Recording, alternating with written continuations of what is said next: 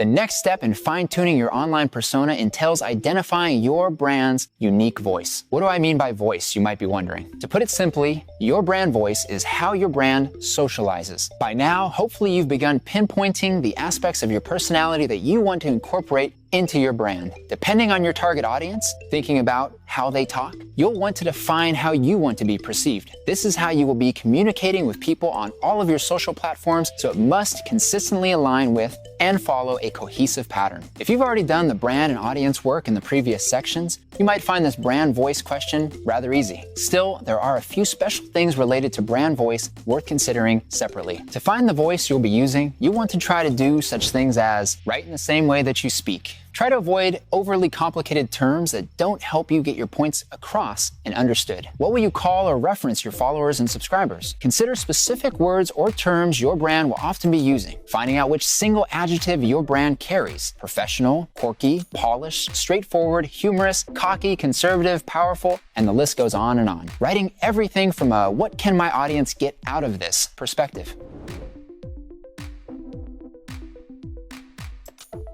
Once you've established your brand internally, the next step is to do so externally. This involves building your general network. To build a network, one of the most effective branding strategies available is to start offering free content. How does giving away content that you may have worked on for hours have any benefit to you, you might ask? It will give people a preview of what they get when they decide to finally purchase your services or products. It can serve as a word-of-mouth strategy, meaning your viewers talking about and recommending your services to another person based on the amazing information you've already given out for free. It allows you to subtly self-promote your values. It helps generate traffic onto your website or any platform that you might be on. When creating content, you will want to return to that journalist framework that we discussed previously, where the target audience that you pinpointed above spends their time online, meaning which channels and platforms, how they like to consume their content, videos, written blogs, or infographics, and what. What are the topics that they are most interested in hearing about? You might already have a few answers to these questions in mind, given what the goals of both you and your brand are, and given what you already know about the baseball or softball space. But let's break down each of these considerations a bit further. On which platforms and channels can you publish all this free content? Your personal blog or website? Social media, Instagram, Twitter, Facebook, TikTok, etc. YouTube.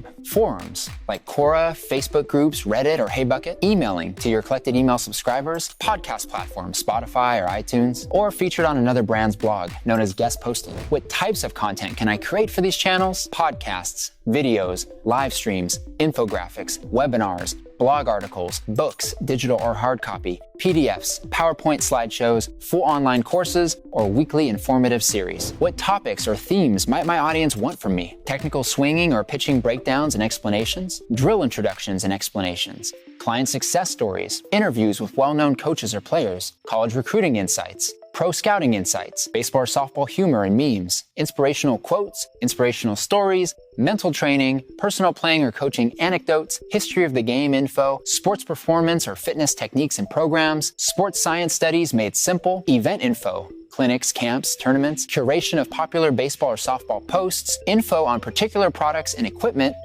reviews. Trust me, I know that the last 3 bullet-pointed lists can be super overwhelming. You might be asking something along the lines of, where do I even start?